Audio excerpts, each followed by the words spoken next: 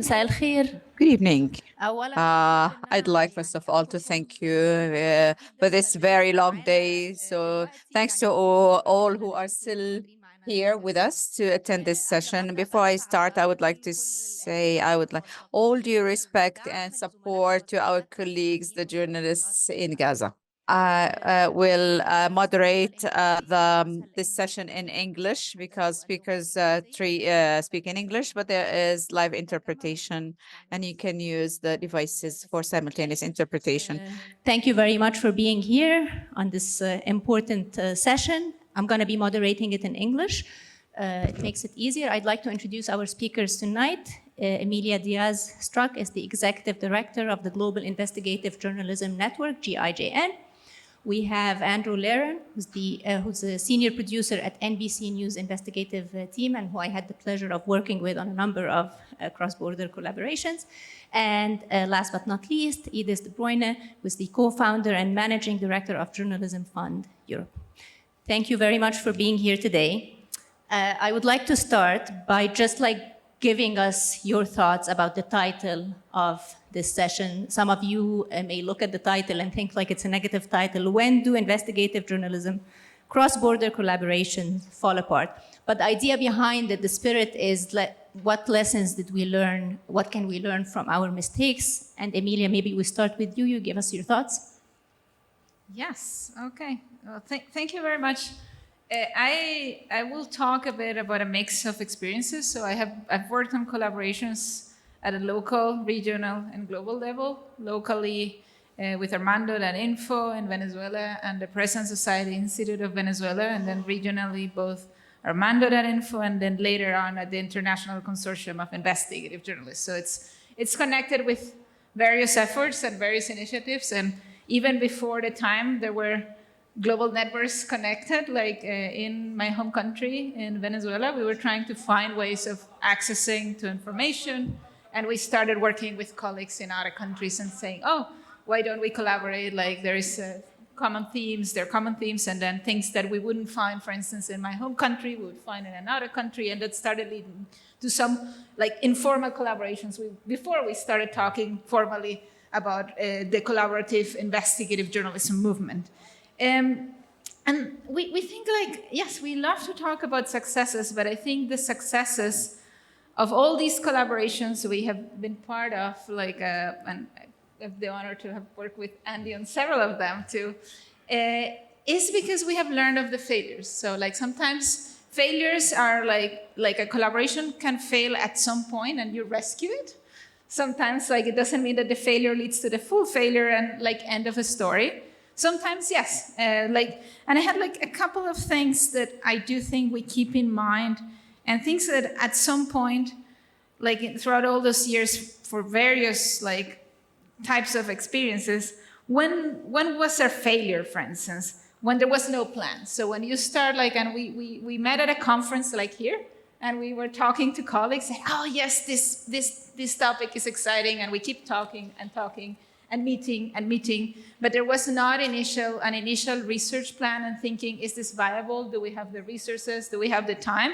So those I kind of were failed attempts to start something that we would have loved to collaborate, but at the time there were many things going on in journalist life, so we didn't take the extra step of okay, let's research, let's plan, let's see what we're really going to investigate. So talking in general about we want to collaborate, but then no plan, that has led to some lovely, inspiring ideas, but not necessarily collaborations in the end. So I think the one key element is the planning.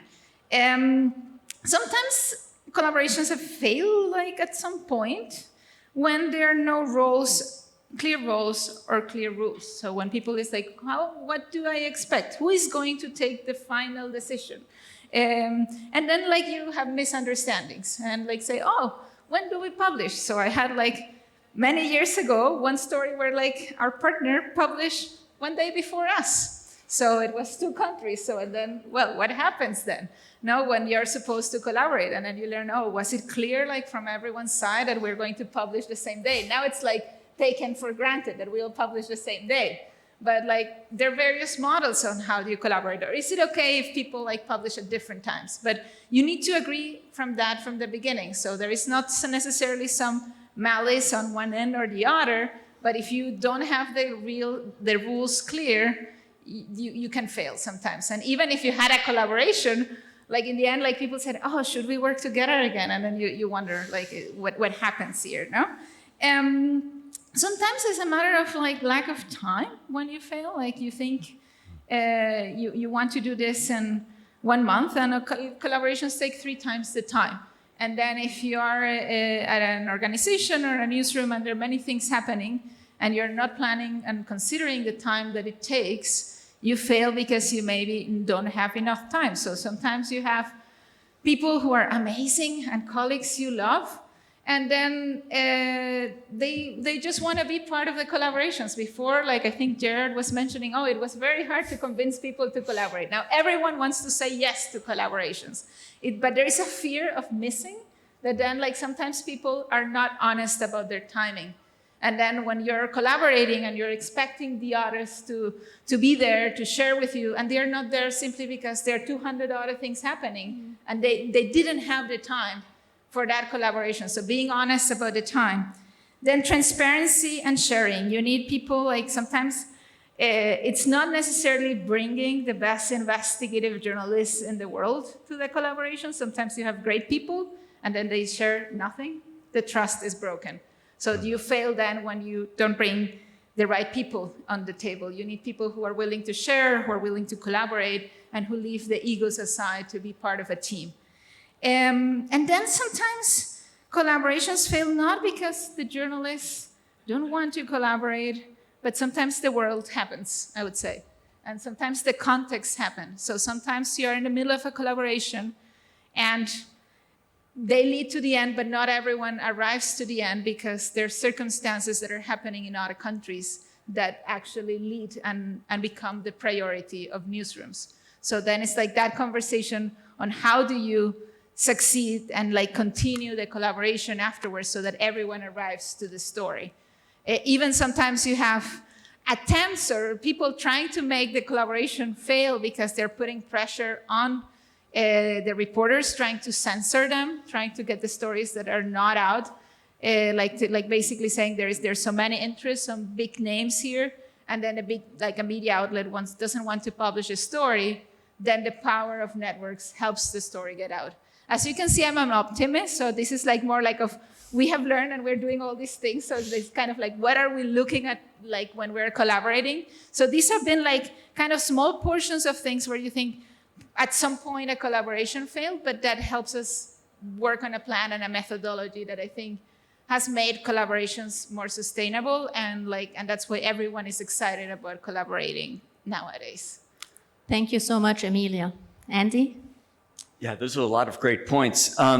So I know the topic is like what makes collaborations fail, and I feel like part of the question is also what makes collaborations succeed. So communications are really key, and it may sound really simple, but calling up your colleague, your collaborator in another newsroom and saying, "Hey, what's up?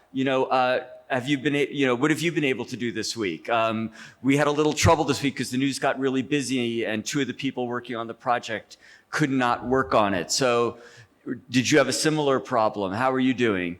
Touching base, communicating is really important. I've seen collaborations where sometimes people don't talk for a month or 2 months and things can start going off the rails. So communications. And then how do you communicate? Security is a big issue. So figuring out how everyone communicates is important. I try to meet people in the middle. If some of my collaborators are on WhatsApp and some are on Signal, some prefer some other means of communication, you try to adapt. But if you can just have one form of communication, that can be great. But you need to have a secure form of communication with your colleagues. If not, things can break down. People could get at risk and could fall in harm's way. So it's really important. Simple things like what time zone are people in? I mean, I've worked with people in all different time zones. I've gotten up at all hours of the day and night, to be sure I'm on that call, trying to say. I know that, Andy. Yeah. and to be able to say, 2 a.m. may not be my best time. Could we maybe move it a few hours? Andy is always ready to do calls at any time. He's like, 3 a.m.? Okay. I'm like, Andy, no, I don't want to do it at 3 a.m. Sorry, go ahead. But trying to be there for when the other person is there. And so Amelia was talking about publication dates. And of course, sometimes a big news event can occur. And you may need to say, we'd love to do that, but a war just broke out. A big disaster just occurred. A hurricane struck, a big part of the United States. Can we have 2 weeks? Sometimes having a little flexibility on that publication date can be important.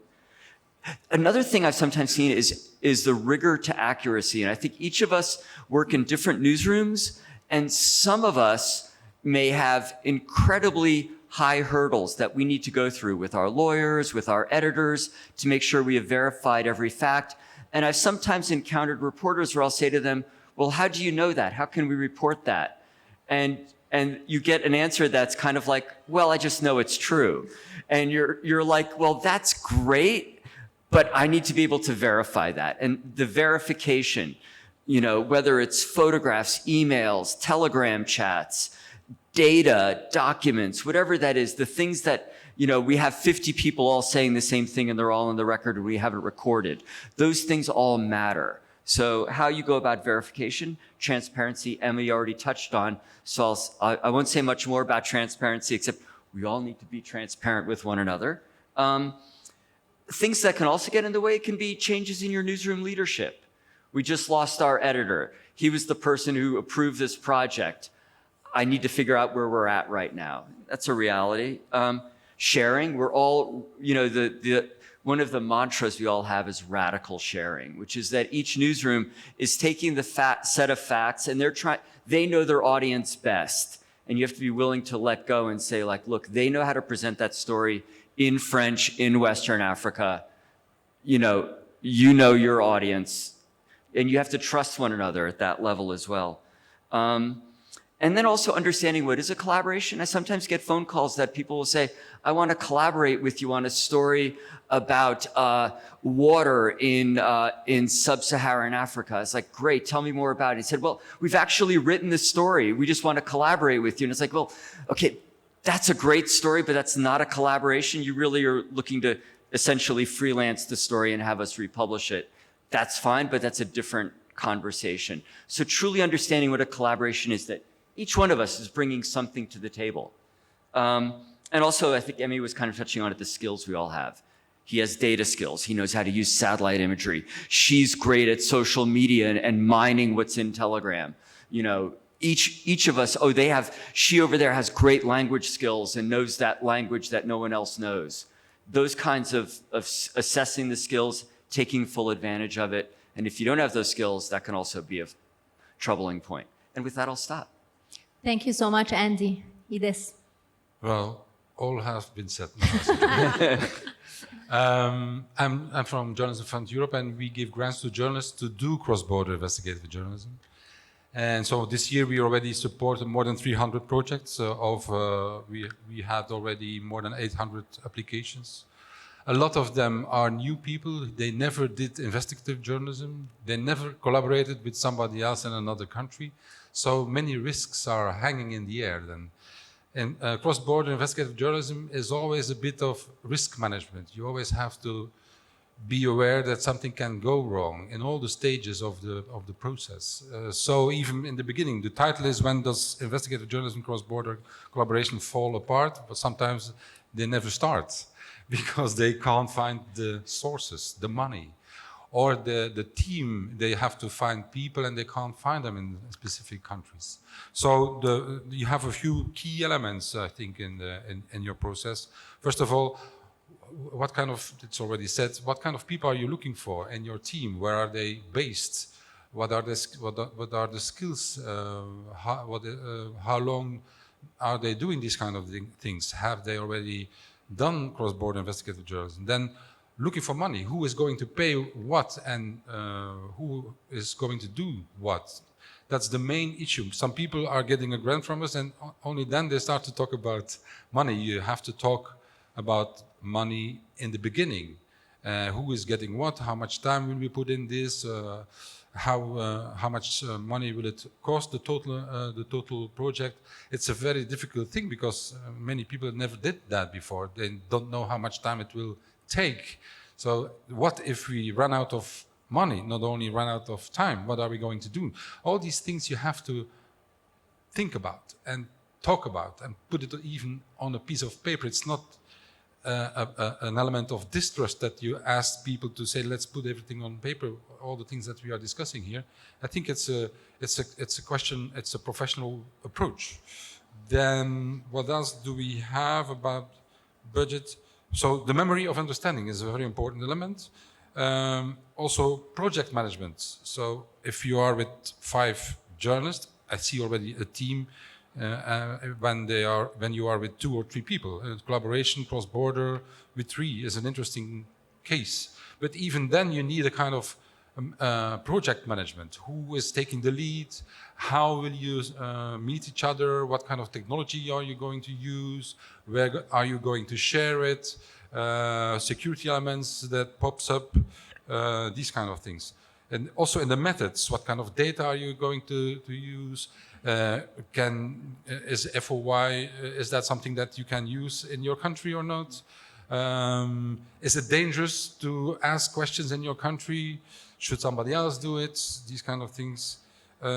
Sources, finding sources and building trust can be extremely hard, so especially in some countries. And also what happens if, well, you get a grant of, let's say, 10,000 euros, and you do all that work, and at the end you see that there's no story in it. So there's the hypothesis is not what you thought it was. So apparently there's no story. What then? Do you need to pay the money back, or you make a soft story, not a hard story? Time is, of course, very important. And what you see with investigative journalism is that, yeah, when you dig into something, that you can't stop. And that's a big, so no, I need to do this before we, so at a certain point you have to stop, although there's still a lot stuff to dig into. So you have to, at a certain point, you need to say, now we're gonna stop and we're gonna write the story. A lot of freelancers, they come up with the story and they try to sell it to media outlets at the end, when everything is done. I think this is also not the best way. You have to talk to media outlets from the beginning, that also they feel that they are involved and that they can follow what you do and also check what kind of methods you use and so on. Also ethical issues are popping up. Should we go undercover? Or what about the security of the sources? All these questions will pop up. Also with the publication, somebody forgets to mention your colleague in your article and these kind of things about credit and so on. So also that can create a lot of issues. And then the legal issues, slap and well, you are chased by a company, or in one case we know there were detectives involved. So you have also these kind of questions you have to ask in the beginning. What can happen? What is the worst case scenario? What if somebody of us gets sick or even die? You know, these kind of questions you should ask and see how you survive. As an intro. Thank you very much, Edith. You managed to find a lot to say even after Andy and Emilia gave a lot of the challenges already. So I want to ask you each to give me an example of the cross-border collaboration that was the most trouble for you. It doesn't have to necessarily have failed. And I understand that you won't be able to name names, give us as much information as you're comfortable with, and tell us about a specific case. And we can start with Andy, maybe. That's a great question. Just hearing it, there's a few things. So I've been doing collaborations now for a good 13 years. And, you know, one of the first ones was when I was at the New York Times when we got the leak of the Iraq and Afghanistan war logs and the diplomatic cables from Chelsea Manning via WikiLeaks. And it was essentially a collaboration of 3 newsrooms, the New York Times, the Guardian, and Der Spiegel. And back then, because collaborations were such a relatively new thing, there was a lot of distrust. And of course, there's a lot of and rightly earned belief of like, we're the New York Times or we're the Guardian or we're Der Spiegel. We don't really need the other news outlet. And we really learned how we benefited from each other's work, but it took a lot. So there were essentially egos in the room or cultural barriers that we had to break down. That's certainly something that I really remember. And it continued as well when we were doing the Snowden files, you know, that there were those kinds of walls that you had to break down and have like some sense of trust. So, you know, institutional barriers, I guess would be the short phrase for it. Thank you, Andy. Emilia? Wow, it's a good question, I would say. But I was hearing Jared mentioning earlier, like when offshore leaks started and at ICIJ, and I remember the before and after like technologies were there. Like so, like at the beginning, like with the first collaborations and even before offshore leaks, there were not all those tools in place to share securely, to be there, to basically know what was happening everywhere. So there was collaboration, but that radical sharing was possible after all this tool development that ICIJ and other organizations have started to do, but ICIJ pioneered like with Panama Papers, and starting with that offshore leaks experience. So I do remember before offshore leaks, and I mentioned that case, like which was like kind of one of my first collaborations where we had like this other organization publishing one day before, and it was like a couple of countries, and that was in the same region. And actually, the fact that they published one day before, like it was like you have been working for a long time building trust, and then having a publication going before you, like actually destroys a lot of what you had built. But like I think you learn from that. I think you learn that when you are not, and at the beginning, like after that with offshore leaks, I remember having gone to ICIJ's office, with a flash drive, getting the information for Venezuela, and then and I knew like what was happening in a couple of countries, but you were missing like all the connections of the dots. So there were some dots connected, but afterwards I think that lesson of finding the tools and finding the ways in which you can communicate so you don't have people publishing before you, like making sure that everyone has the right rules of understanding and like in the collaborations you're working on. And then having like sharing the knowledge and building the trust, like also like where everyone is not having only one piece of the pot. Like I'm not only seeing my country, but the data and the information is connected, because when you were seeing pieces of the puzzle but not seeing the connections of the puzzle, you were missing part of the story. And like that possibility of having tools to communicate and share allows you to have more connections across borders, expand the trust, and actually have deepening the stories. Thank you, Emilia. Can I ask you, why did they publish a day before? Was it a miscommunication? Were they just like, we're just going to do it, or? We didn't have the fancy tools we have nowadays. There was, I think, miscommunication. Like there was an agreement on the dates. Like it was like same time zone, same like region and everything. And I don't think there was any idea of like scooping one another, like that, like of being mean. I think it was just a misunderstanding. Thank you. Ides.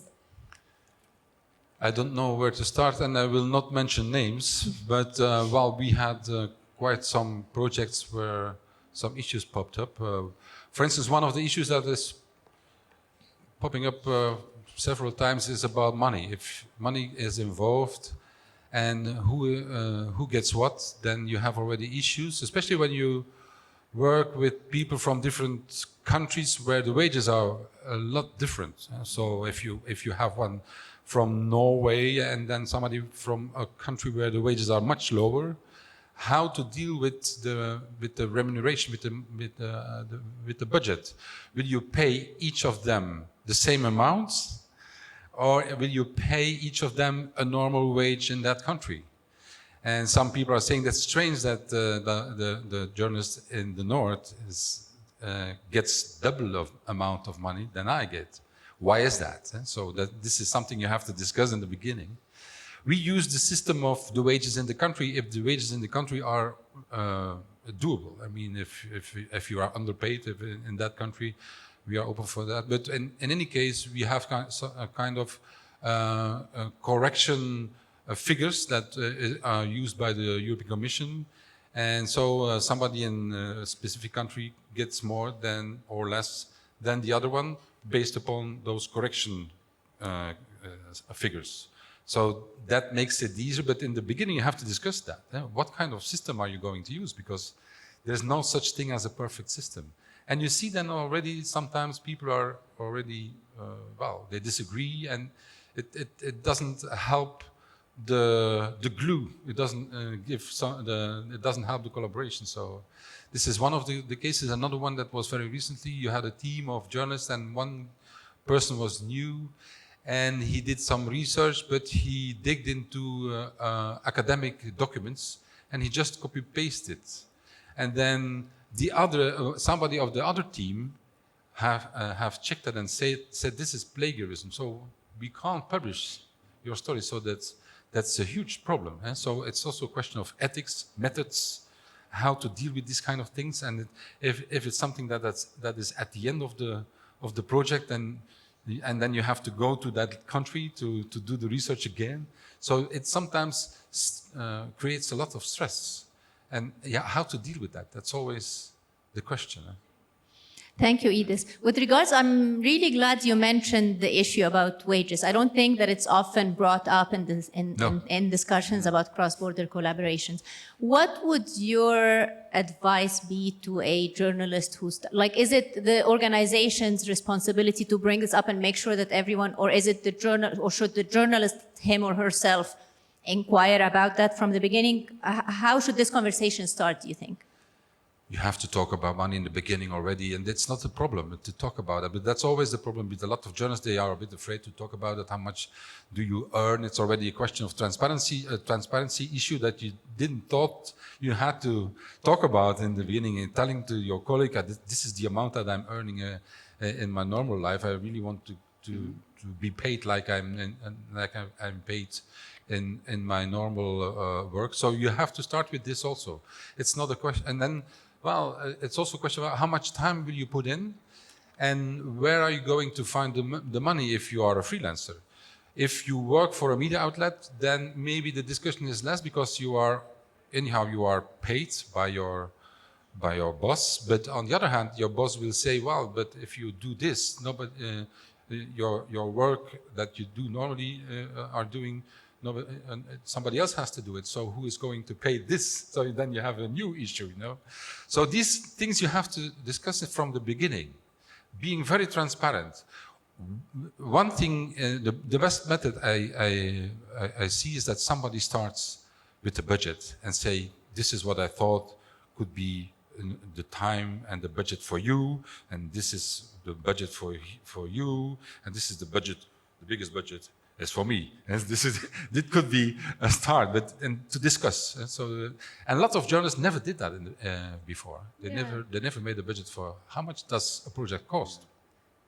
And I do think that it varies a lot, like, because we're talking like about different collaborative models. So like when you have extended like global collaborations, like the power of resource sharing, because it's not like an organization paying to all like hundreds of journalists and working on it. Like, so then it's like each organization looks for each budget, and like otherwise it wouldn't be sustainable. And then how then use like that resource sharing makes the collaboration possible. So one thing is like building a budget to get like a funding for a like 2-country level collaboration, but then when you're scaling up and like talking about 50, 100, 200, 300 journalists or more, and then like the various skills, the realities in the country. So how can you make it sustainable? What resources do you have in each newsroom? But I think the win, like, and like always for any journalist trying to pitch to their editor, like, well, why should you invest and like let me do this, is the impact that these investigations have. Yeah. Like, and then like the audience they get, like, so that actually helps later on. If it's a nonprofit, it helps like actually bring additional sources of funding for the organization, like increasing the number of subscribers, audience donations. So like there is like sometimes like decision makers might like see like if they're like not looking at the big picture, like I think with a network you can bring that also, that big picture of like what is the win when you're going out together with a group of journalists publishing, besides of course the reducing security risks and and like getting a better story, It can strengthen your brand as an individual journalist. That's also something that is a part of that. For younger journalists, it's maybe a jump towards a job, a decent job. I mean, then not in journalism. Then. So it can strengthen your personal brand also for a media outlet. That being part of a network, of a bigger network of all sorts of media, publishing in different countries, it's strengthening also your own status. It empowers the journalist if you are part of this kind of collaborations. If it's at the end a good investigation, of course. Thank you. You brought up the issue of models. There are, of course, different models. So in some cases, there is what Edith referred to as a project manager. There's an organization that's overseeing the whole process.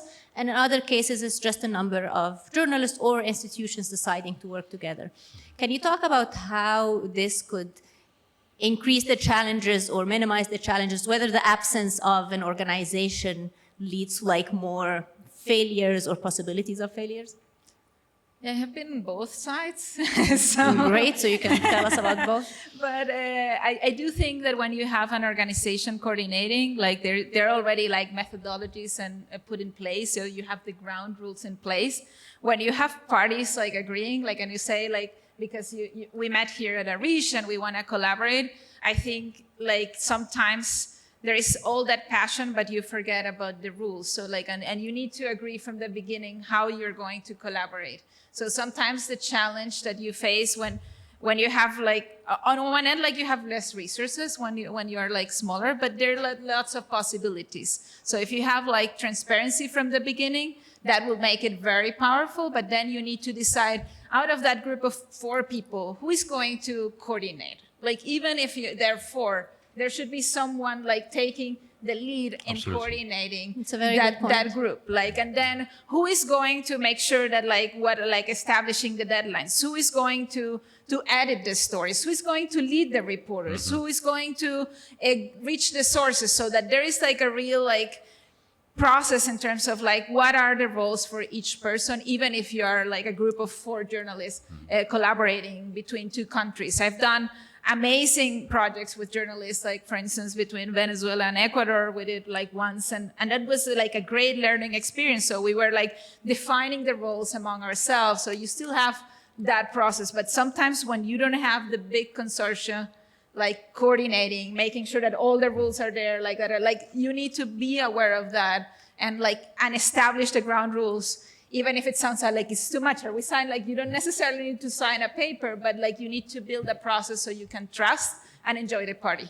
And isn't it also, when you are in a small team, that the danger is there for tunnel vision? You are lacking a devil's advocate who is teasing you. And if you are only with 3, that you have to organize yourself and look for other people to help you and test your case, no? But I do think that you learn and you can call a friend. Like, sometimes when you're small, like, and you have like 2 organizations collaborating, like there is a lot of generosity in the community, and I have seen that a lot. Yeah. So sometimes, like when I was doing my first data projects, it was only on my own. Like I didn't have a full team, like when we had like at ARIJ, and I would call a colleague and say, "Can you see my data? Can you see what I did? Can you trust this makes sense?" So you can always go to someone else and ask for help. So we shouldn't be shy, and also if we do that, credit them too. Yeah. Thank you. I have also the question, when you are in a small team and one is living in a dangerous place, how to deal with that?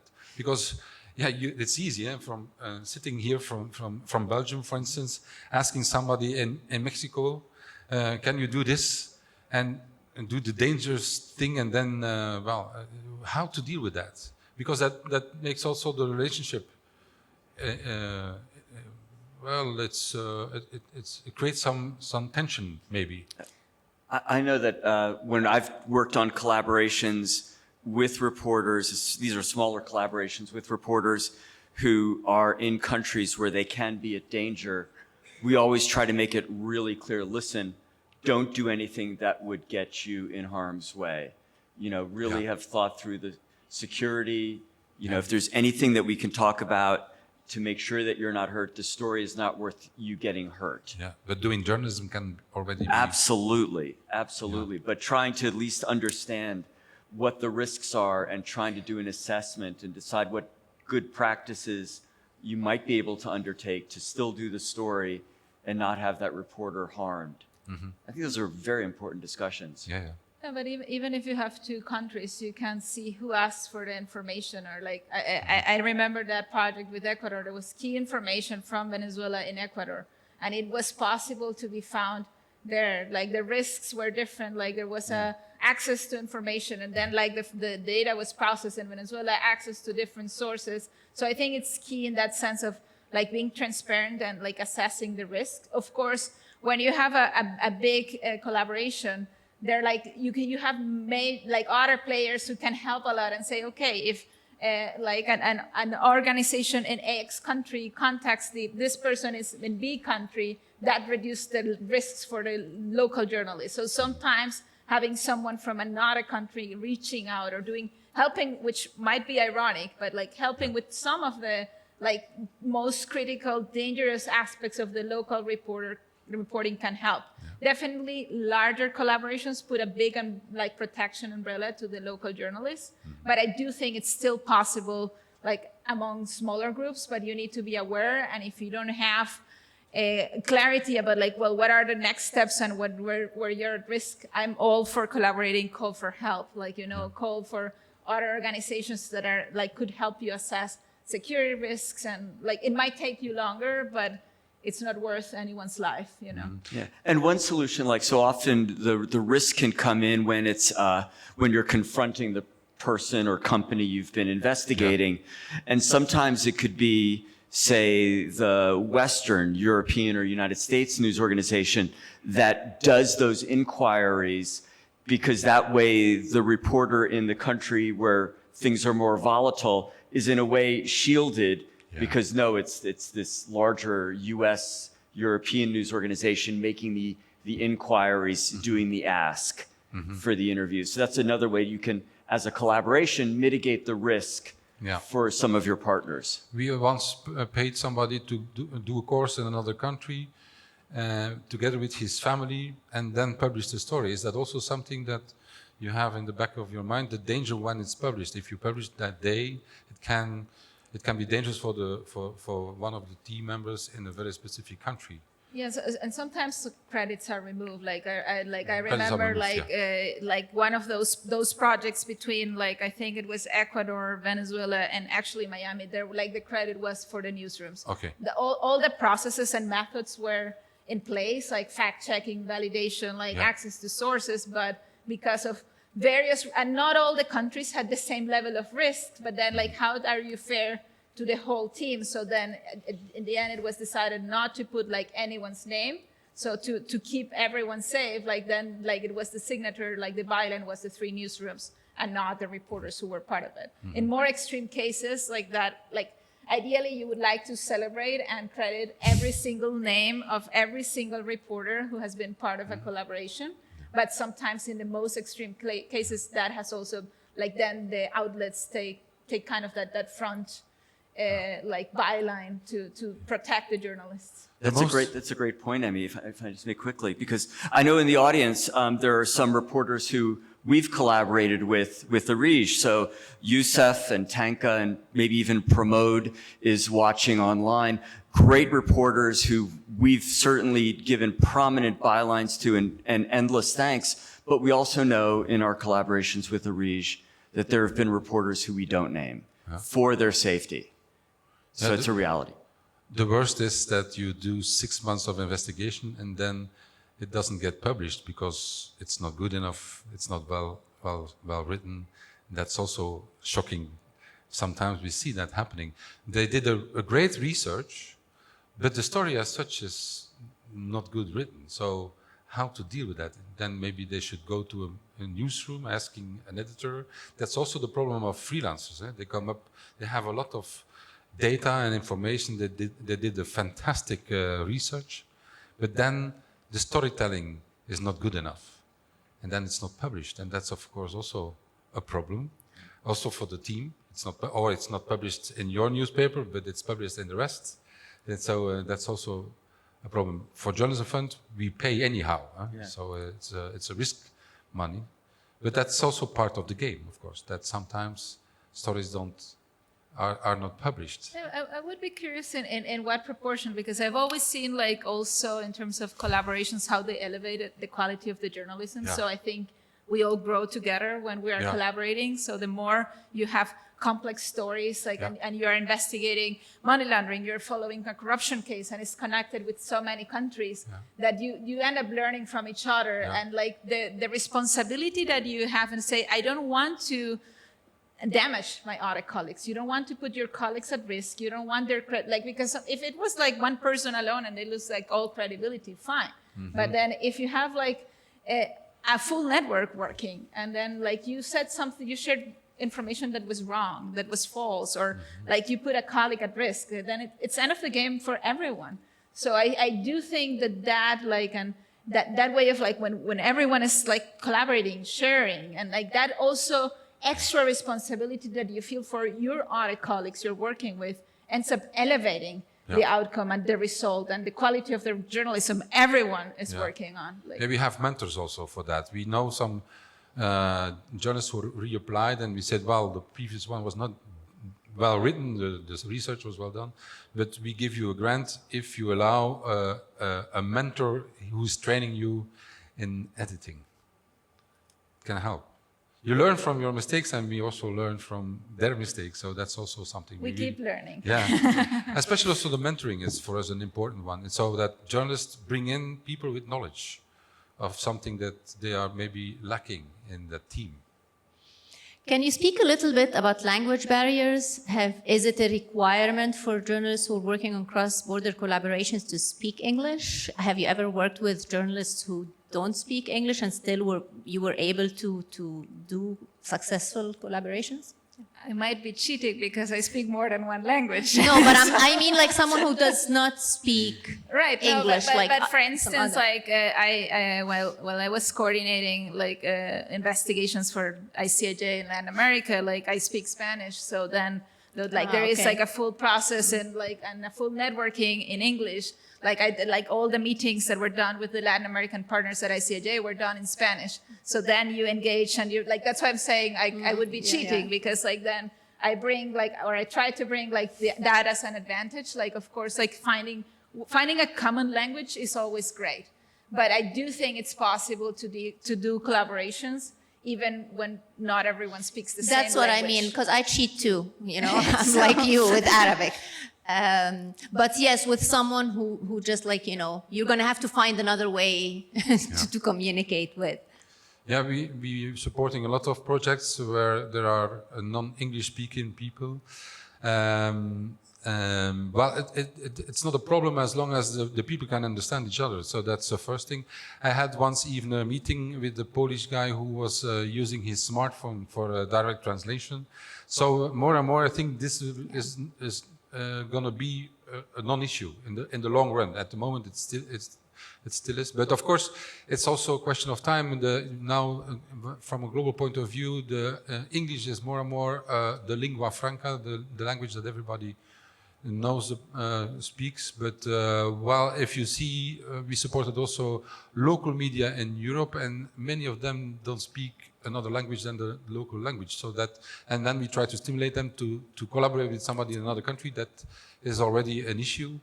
Also, elderly people from, for instance, Eastern Europe, they learned not English but Russian at school. So also there you see an issue, but then they bring in some youngsters to help them in the translation and so on. So there are solutions. It shouldn't be a big issue, but of course, if you speak many languages, it's a big advantage. Yeah, I do think there is the willingness of collaborating. Like talking about languages, that's for instance why GIJN has like all its materials translated into 14 languages. So like to be able to reach and help build capacity in the community and go beyond and at the end is like the capacity of wanting to collaborate. And that's why who do you bring on board? Because if you even speak different languages, I have seen colleagues using translations, and nowadays, particularly, there have been like all these talks with AI, translations are not perfect, but like if you have that willingness of like, I had someone like I was last week in Africa, and I had a colleague sitting next, like showing me how like instead of like using the translation that as we have now, like was using on the phone, trying to test how they like even live translation of audio was working from French to English, for example. So I do think that the spirit, if you have the right spirit, like you will find a ways of, even if like you're not speaking the same language, like find a common language to communicate.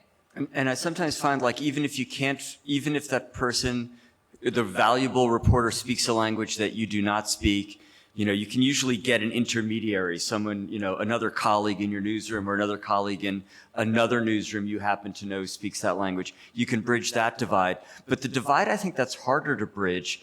It can be a cultural divide. So for instance, we're very big, as are almost every investigative journalist I know, big on verification, getting the documents.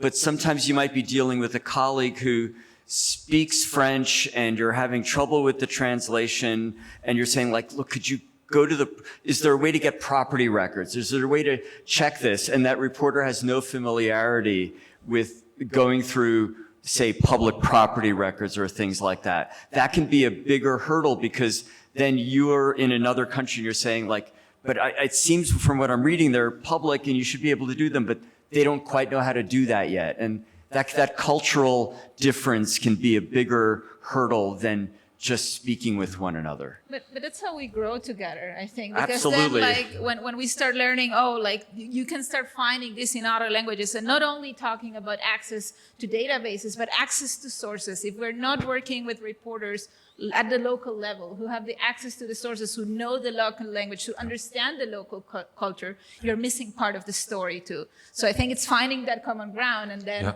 growing from that and saying, okay, like, why do we need these records? And then like they might need other things that we also learn from each other. So it's kind of like that knowledge sharing that helps us grow, like while we're working on collaborations. And that's a really good point, because we really do all learn from one another. And I do think the most successful collaborations are one where at the end of the day, we've not only done a good story, but we've all become better reporters. We now have learned a few more skills for the next time out. And you can learn them from anybody and everybody. Yeah, now when you're talking about that, we also have that issue that, what was I wanted to say something, and I forgot now. This is, but I have another thing also in, oh my God, now I'm losing my my line. In cultural elements, in direct discussion, and so it's something that pops up several times, that some cultures, they are very direct in the way they putting things, and in other cultures you have to read in between the lines. That can create a lot of clashes. People were saying, but he was so direct, and it was, and so I was hurt, and so these kind of things happening. The way you discuss, and if you are in groups with different cultures, it can create a lot of difficulties. No, and I do think you like I had like kind of some flashbacks. I do think you need to understand the cultures, like to also navigate and manage projects, because sometimes, and I always remember, if I would send a note or an email to a colleague in Latin America and I don't send a hug, like then they will think I'm not trusting them anymore, because it's part of the culture. Like and it's like a small thing, but it's a simple like and in some other parts of the world, Such a good example. In some other parts of the world, like it's like more formal, like regards, like and like then it's like that means that you're being professional. But in the case like of other regions where like you're working in a different way, like the fact of like using a different tone and communicating, like which is meaning understanding the culture and respecting the culture. The hug means I trust you. Yeah. Yeah, very much so. I'm going to ask one more question, and then we're going to take questions from the audience as well as from anyone who's joining us online. So please put your questions. If you're joining us through Zoom, just add your questions there, and I'm going to get them and I can ask them. So my last question to you is, there's a journalist. It's the first time that they do a collaboration. What are 3 pieces of advice that you give them?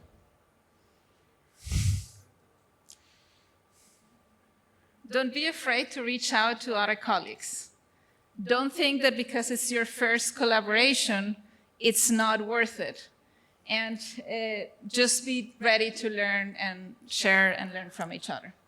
Thank you. Yeah, and I think certainly like talking, don't hold back. Don't think like that you need to be the hero. You really need to talk with everybody, let them know your concerns about the material as well as where you're having trouble, but also, here's what I've got, and being really open about that. Sometimes collaborators like to hold on tight, and you just need to encourage them to really go in. And I see a lot of first-time collaborators having trouble with that part in particular. It's not difficult to collaborate. You have to be open. That's important. Put some stuff on paper before, discuss everything that can happen before you start. This is also something I really would advise. And it's always, think of risk management. It's risk management. Think of the worst case scenarios, and it's fun. Yes, exactly. It is fun. Enjoy the party. Any questions from the audience? You guys said it all. You have no questions. No, but thanks to the audience. Like, I think this is the last session. Yes. So you really believe in collaboration. So that means that I look forward to seeing all the great stories that will come out. I remember what I wanted to say, and that was also that in the collaboration with somebody in another country, a lot of journalists see them as fixers. And so also that concept of fixer, we don't believe in that anymore. And we try to stimulate people not to fly to those places, to talk to the colleagues. We have other technology for that. We have environmental grant programs where we don't stimulate people to put a plane to go to the other side of the world. So treat them as equal and mention them in your publications. So this is also something that creates a lot of frustration afterwards. And especially, you should make a story that afterwards you still are willing to do these kind of collaborations in the future. This is for us very important, that you create a kind of network that you can rely on in the future too, so that it's not only one shot, but you create a kind of collaboration, a network where you can ask a lot of things during your job, also if it's not a big investigation, but it can make your job much easier also in the future. Yeah, I think that aspect of treating everyone as equals is super important. I think like that makes the collaboration happen. Yeah. And also I do think, and that's because you were talking about, well, if you're starting, I don't think you should be afraid if you're a small outlet or if you have you're a freelancer. Yeah. That's why I'm thinking, don't be afraid to reach out, and a great idea will be welcomed. Yeah. Even if you're you don't need to be the largest news organization in the world for your idea to be listened.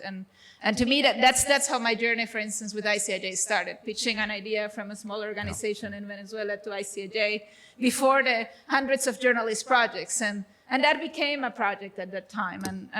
And someone decided to listen and say, okay, this could be a project, and let's do it. So that's why I always say, it doesn't matter which country you're from, which size of organization you're from. If you have an idea that you think is cross-border, reach to the people who are working on them. They would love to listen. They would love to hear great stories. And many of great collaborations are born not only from anyone can come.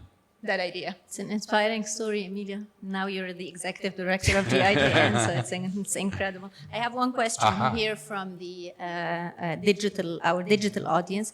How do journalists protect themselves when working on cross-border collaborations, especially if they come from non-democratic countries where there is no press freedom? Well, we are very aware of that, and we also organize trainings with some of our grant programs, how to protect yourself, and also how to make sure that the data are behind closed doors. Of course, cross-border collaboration makes you stronger. It's companies or governments don't attack you or attack you less because you publish at the same time in different countries. It makes you stronger. It makes your story stronger. But yeah, I already mentioned the fact that we are open for putting somebody out of the country or publishing anonymously or these kind of things. You have to think about that, and also in group. People should be aware of that, yeah, for some people it's dangerous indeed. There are quite some issues. I see that, for instance, in some countries, they don't attack you because of what you publish, but sometimes they attack you for tax evasion. You see, they try to attack you in another way than so that they are not accused of shutting your mouth. So also be aware that this can happen. So make sure that everything is correct, what you do, that you are not weak in other things that you have done. Be sure that everything is correct. So that's also important. And, you know, ARIJ, for instance, does a great job of helping prepare journalists in the MENA region to understand the security risks and go through security training. So whether it's using apps like Signal or taking even greater steps, I mean, those kinds of trainings are valuable. So those are other solutions in authoritarian states that reporters should think about. Thank you, Andy. All right, I think we're gonna make you all finish earlier. So thank you so much. I think this was an incredible discussion. Thank you for being here and for participating in this. And thank you to the audience for staying so late to be part of this session. And We look forward to their collaborations. we look Yes. forward to collaborations. Thank you. Thank you. Thank you. Thank you.